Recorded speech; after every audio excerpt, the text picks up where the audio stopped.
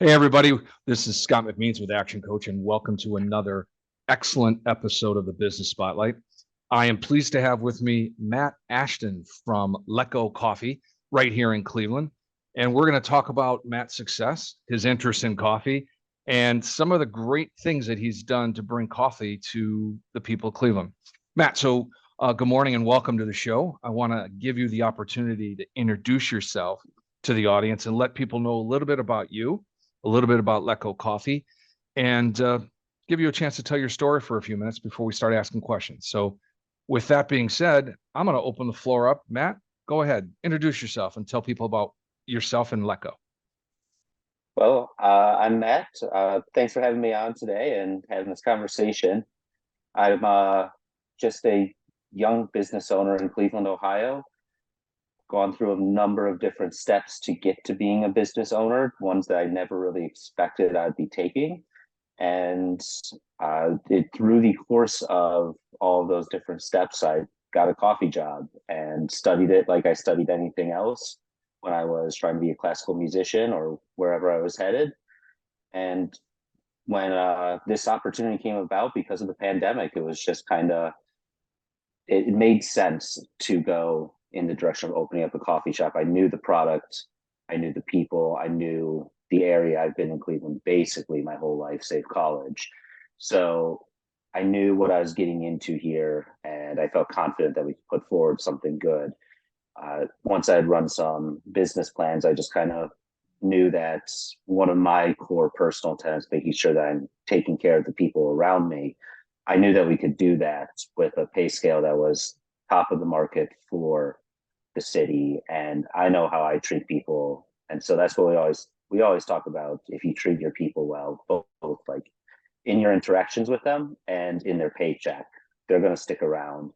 And I didn't want to run a business any other way. And once we knew we could do that, it was a go. And it's been two very quick years of growth that's just been faster than expected. It's something else to think about how fast 2 years can go. That's Oh first, my right? gosh. Yes. And I would imagine it's quite relieving and quite satisfying to look back at the 2 years and realize just where you were, how you started this whole thing out, and where you ended up, and say, wow, it's 2 years of growth and happiness and success, but there's more to come, I would assume, right? Absolutely. It's when we started this thing, I was roasting on a 1 pound roaster. So for anyone at home who wants to think about what the scale of that is, I was roasting every 15 minutes the amount of coffee that's in a coffee bag on the shelves at like your local Giant Eagle, your local Target, and scaling that for an entire shop. So we grown from that, and days where we would sell $350 worth of coffee over 12 hours to now that's uh, we have to have a major weather event that closes up in the first 2 hours for that to be the case anymore. We're in a full scale roastery now. We have a second location almost finished, and we are in planning stages for a third location that's really a second concept. And Wow. it we did not expect to even be looking at number two, to be setting up a roastery until about right now. And we never wanted to grow too quickly, but it's all felt very organic. It has felt like these are moves that we can't afford not to make because they're just a part of the function of the business to make it work well. Okay, walk me through that because that's a great statement. You don't want to grow too quickly, but these are moves that Yeah. you cannot afford not to make. So, what was it that pushed you to make that decision? Well, the first one was getting into a roastery with a larger roaster. It was me roasting about 2 to 3 days a week when we first started out. And right before we made the move into a roasting facility, got ourselves set up, we were roasting 5 days a week with my retired dad's help for three of them, probably 7, 8 hours a day to just keep up with demand. And I was working inside the cafe as well, probably 24 to 30 hours a week. So we were just piling on hours of um, time that I was working inside the business and not really working on anything that would help it grow. So things were getting neglected. Uh, Fun projects we wanted to do. One of the things I do is support musicians through our space, and we get contacted. I want to follow through, but it takes time to set things up properly. So if Mhm. I'm spending if I'm spending 50 hours a week just producing beans and serving out coffees, there's barely any time for that, especially if you keep home life, any semblance of a home life in mind. So we move into a roastery probably 9 to 12 months earlier than expected. And with that, we got an opportunity to open up a shop just in front of that warehouse. It's in an area that's growing in Ohio, in Cleveland, in Old Brooklyn, lots of working families. And it's a space where we could tie a roastery with an actual cafe.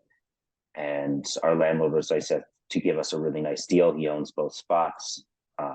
So financially, we weren't really on the hook for very much to make it happen. And it was going to be in addition to a neighborhood that wants us and to the whole business to have that so close that there was no way for us to say no to that opportunity.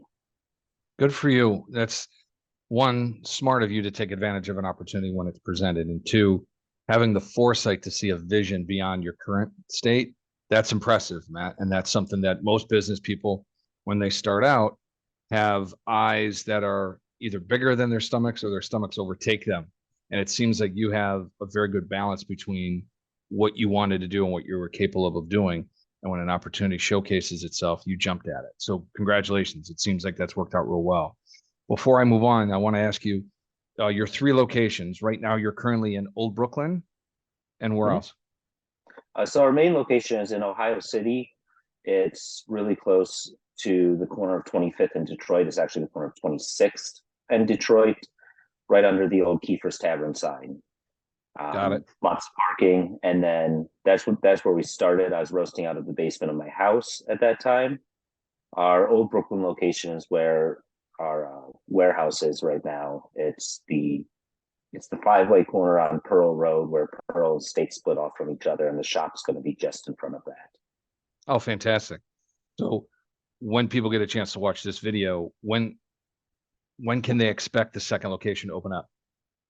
The most we're saying right now is spring. We Okay. we had an initial goal of this last December, and there's some issues that I won't really get too deep into, No worries. but we have to just circle back on some permitting and get things done properly to make sure that we open on day one, no gray areas. Perfect. Understand. And are you comfortable talking about the third location yet? Or is that going to remain a mystery? We're really, really close on signing a lease on that. Um, as of today with recording, we don't have that done, but I'm guessing this isn't going to run for at least another couple of weeks, right? Or even a week. Yeah. Yeah. So we're going to do a sandwich shop concept. It's going to be nearby to our first location. This was something that got in my head probably a year and a half ago, I think it was. I was taking a trip with my dad. His mom was pretty sick, and mom has a lot of pre-existing conditions, so she didn't want to go traveling during a heavy COVID winter. So he was going to drive out to go see his mom in Philadelphia at like 4 p.m. or something on a Sunday. And I didn't really want him driving by himself. It was really nasty weather and stuff. So we went, and the next morning I dropped him off at the facility where he's going to go see his mom, and I drove into Philadelphia and just explored coffee and food for 8 hours straight. Wow. One of my favorite ways to visit a city is to go to either a brewery or a coffee shop, depending on what time we get in, and start at the place that looks most like my favorite spot here in Cleveland, or my favorite spots here in Cleveland, and then ask where they would be going next if they're visiting the city and kind of travel around. And so I did that for most of the day. and discovered a sandwich shop there called Middle Child that I just absolutely loved. And we started talking about when I got home, me and my wife, and bounced around with a couple of business friends here. And um, we saw an opening in the market in Cleveland for something very similar. Um, Depending where it get located. Later, I found another one attached to a brewery that I really liked, and that sort of sparked some other ideas, and got a business partner on board, somebody that I'd worked with in the past. And we actually have, so my wife's going to be running that, and his wife is going to be in the picture as well. We're finishing up exactly what we want, like final splits to be in terms of workload. And I think we should be up and running by definitely the end of 2024 with that one. That's outstanding. I mean, a trip to Philadelphia sparks an idea. You come back and you're spreading out from coffee shops to a sandwich shop that has excellent coffee. So that's outstanding to see somebody that started off with humble beginnings and now all of a sudden has found its way to multiple locations and different concepts among the idea behind coffee. It's a different way of going about it, but it seems so simple. I know it's not, but I love the idea of connecting those dots because they're passions of yours and things that you see a future in. And Mhm. want to take a step back real quick because I did some looking at your website and there's two things that come to mind that really press forward with respect to your culture and the Yeah. type of business that you run. And something that speaks to me when you visit your website, the first thing that pops up is living wage coffee. Explain to the people what you mean by living wage coffee. So there's plenty of calculators on the internet, all coming from different, uh, usually learning institutions, that take an area zip code and it calculates based on cost of living in the area what a living wage would be. And our minimum wage in the state of Ohio gets nowhere near it. And um, so one of the things we noticed with food industry is a lot of people are underpaid because it's a underappreciated work environment. It's a really underappreciated job.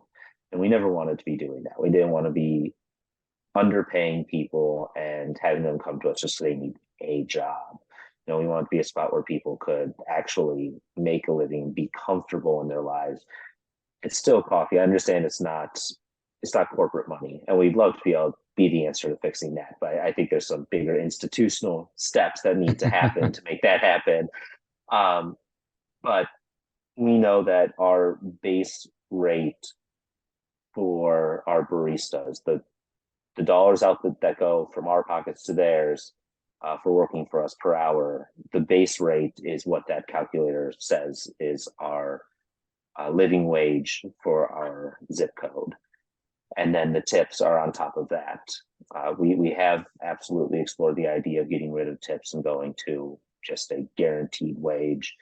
And it has a lot more to do with what the culture is of our area and how that would or wouldn't work out in our barista's favor than anything else. Okay. That's an interesting financial and philosophical approach to things, Matt, because the European culture is so not part of the tipping culture. And Yep. here we have such a strong tipping culture. I think one of the biggest challenges, and I'd love to hear your opinion on it. One of the biggest challenges you're going to have is, do your employees expect that tip? And on top of that, do your patrons believe they have to tip? And if they don't, is there some kind of weird social interaction between the patron and your employee, right? Because we're so conditioned in this society, in particular North America, that you have to tip. So I'm curious, and we don't need to go into that rabbit hole, but I'm interested about what you've learned and what you've discovered so far about that. Yeah, the long and short of it is that for us, we want to make sure that our people are getting paid well. Yeah. And we have found that, I mean, we see 400 people a day at minimum. So to round them all up into like one interaction and guesstimate how they feel about having to or not having to tip, um, it gets very complicated into the minutia. What we do know is that on a per hour basis, in a tip pool sort of setting like we have, our people see between $8.50 to $10 an hour in tips, meaning that our lowest paid employees at our worst tipping percentages are seeing a take home of 22. Sorry, they're seeing $22 an hour before taxes. And for our industry, that's pretty high. It's definitely higher than most shops in our area. And we feel really comfortable with that because we know that our people are feeling valued. And so it makes it a lot easier for them when they know that they're at the top of the pay scale for this profession in the city. It makes them feel a lot more comfortable not being worried about what each individual transaction looks like. We know what the average out is going to be. We know that, at minimum, we're seeing this amount of money going into their accounts every 2 weeks, when payroll comes out. So, if there's a row of 4 or 5 people in a row who don't, maybe there's some internal frustration. I can't tell you how they're actually feeling, but the way that they act, I mean, they're professionals. The way they act, the way they interact with these people, the way that they make our guests feel comfortable and valued within our space does not change on that individual basis. And really, the debate on our end was we would like to see an end to tipping culture and a beginning of just businesses valuing their employees to their worth. With out of their own money, and let's simplify this. But it wasn't the culture we see in our area, and based on our demographic, our clientele, what the standard experience is here, we don't see it. We don't see a way for our people to make more doing that than they do currently. Yeah, I like the idea of it. It's an alteration or change to the way we pay people from a expectation basis to a performance basis, right? Mm-hmm. They're there for X amount of hours during the day to perform a certain task, and that task includes all variety of things: the customer experience, the actual roasting, pouring, preparation of the beverage, everything that goes into it. And yet we're expected to pay them because they were there for an hour, or they were there performing a certain task.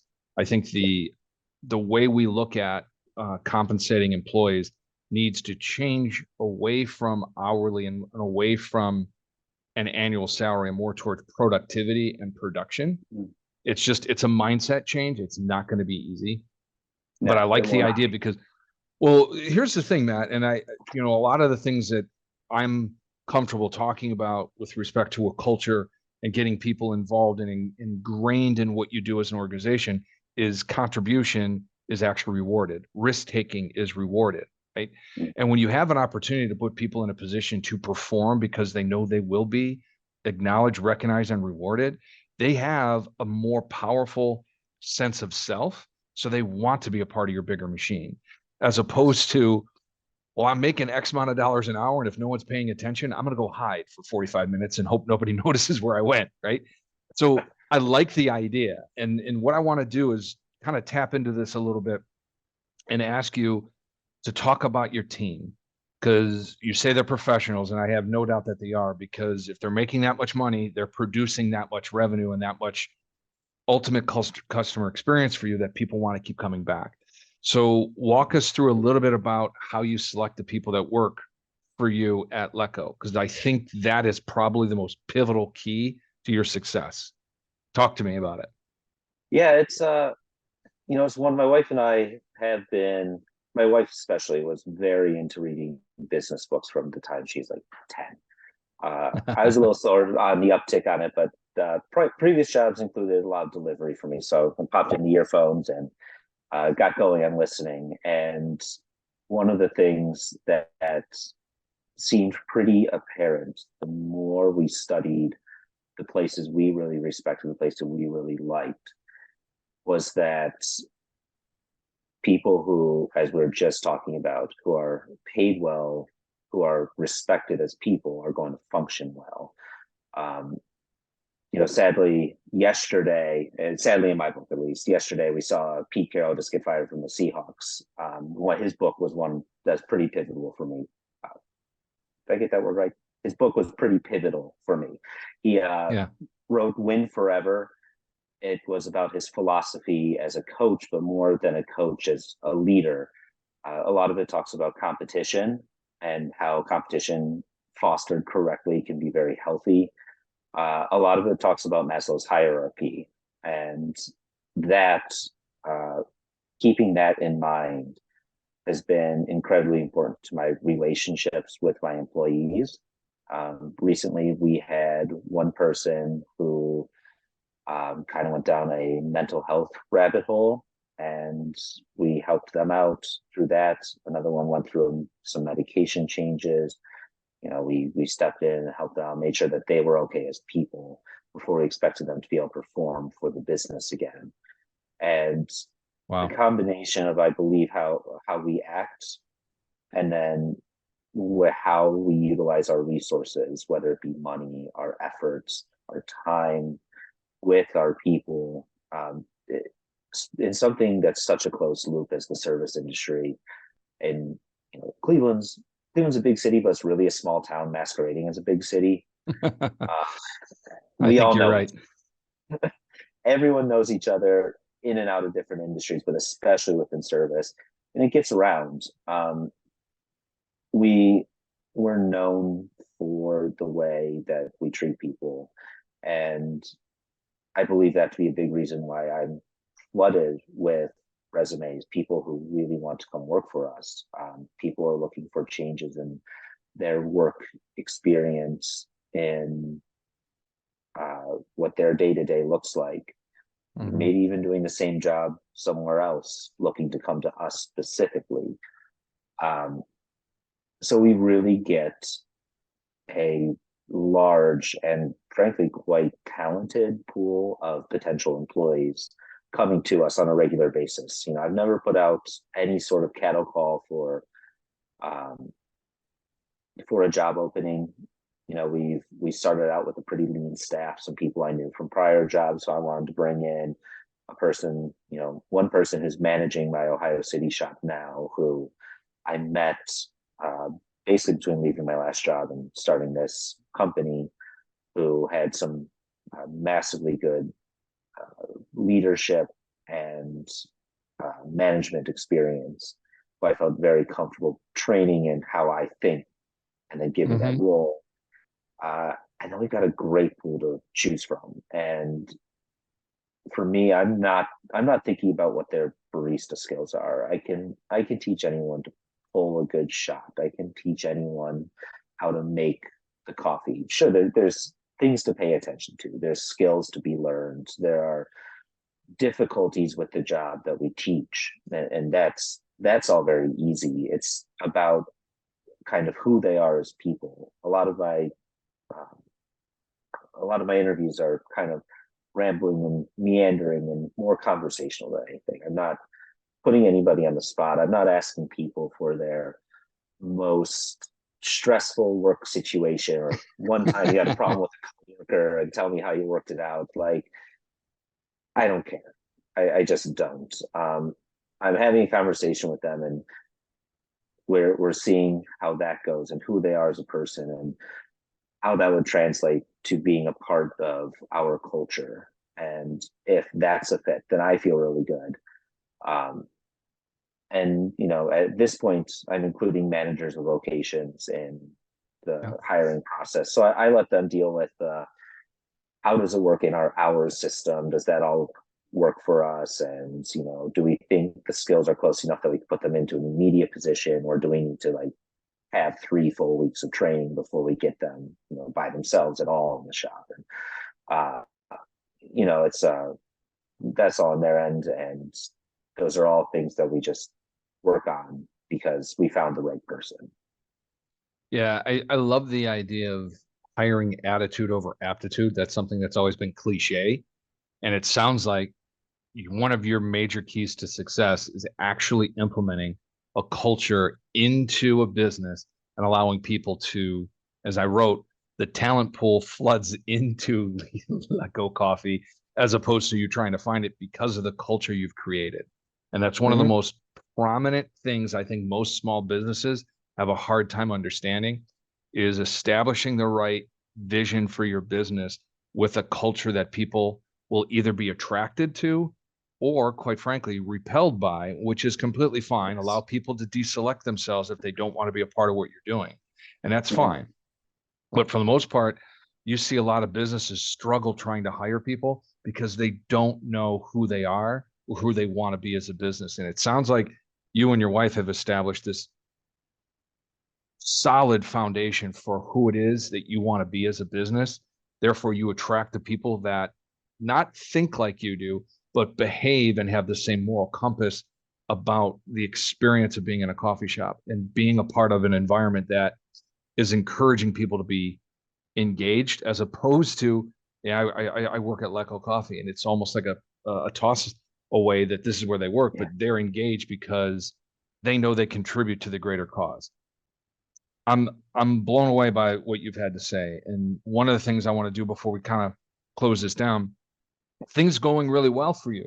What are some of the biggest challenges, Matt, that you'd want to talk about? Because it seems like, 2 years went by in a blink of an eye and you've got another shop about to open, a third one on the way. So what is it that you've been challenged by in these last couple of years? I mean, can we get 25 hours in a day? Like, can we make that happen?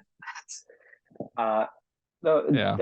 for me, the hardest part is in creating a culture, and then the last year and a half, we've really been working hard on like pulling me out of the day-to-day stuff.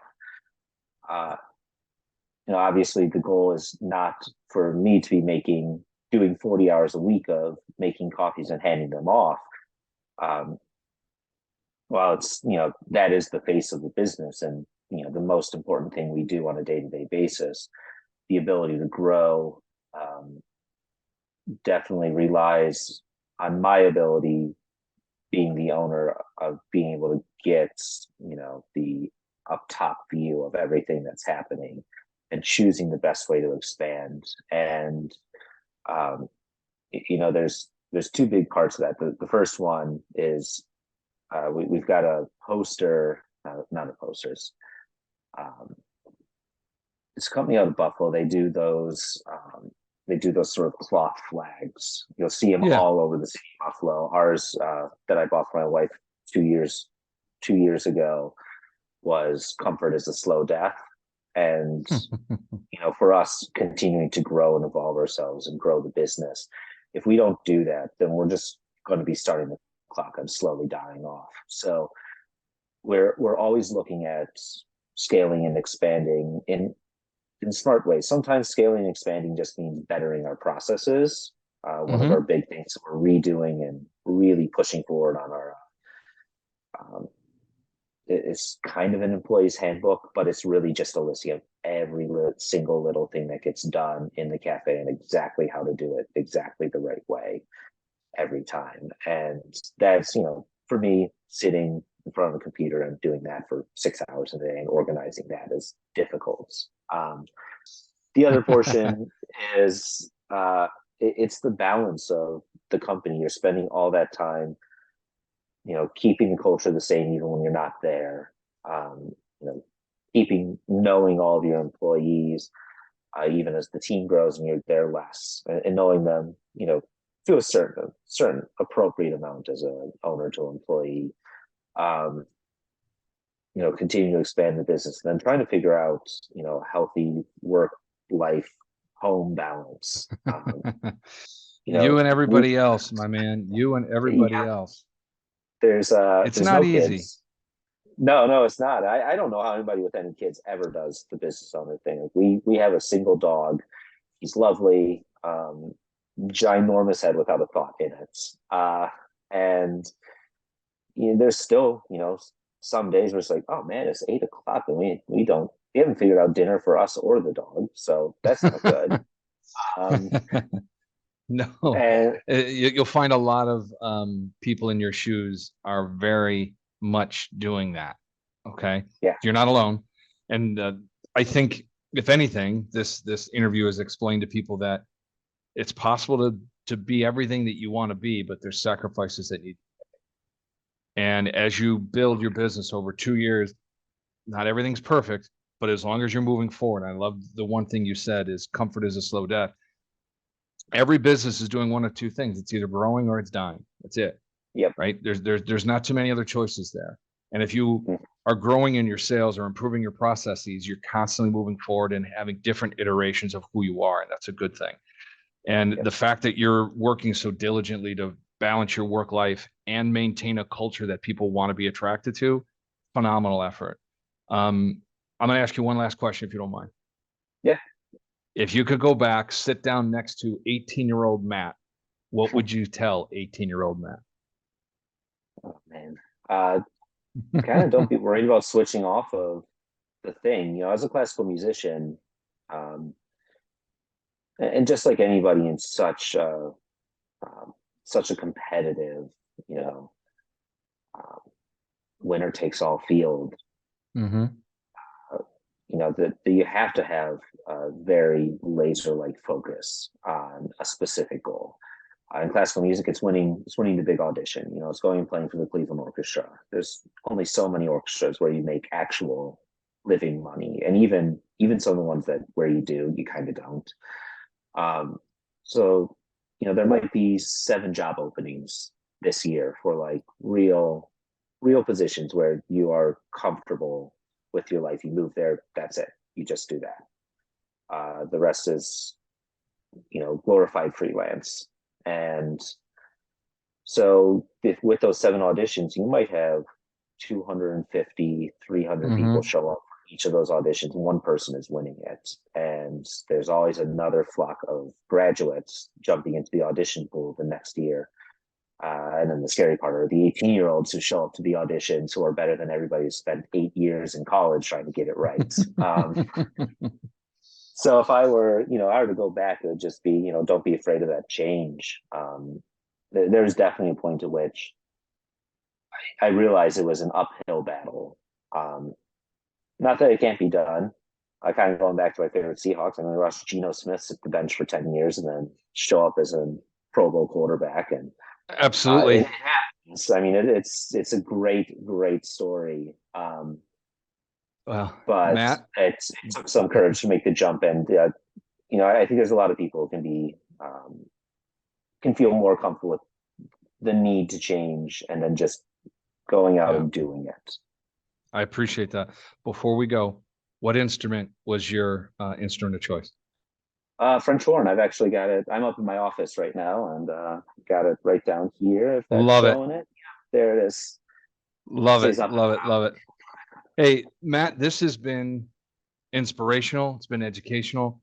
I hope people get a chance to really take a listen to what you had to say and learn about building a great business around a culture and a philosophy of treating people the right way, because that's exactly what you and your wife have created at LEKKO Coffee. I want to thank you for being a part of this, and all the information that anybody would want with respect to getting in touch with Matt and the team at LEKKO. It'll be in the description down below. Click the links, and we'll see you all next time on the Business Spotlight. Thank you, Matt. Well, thank you.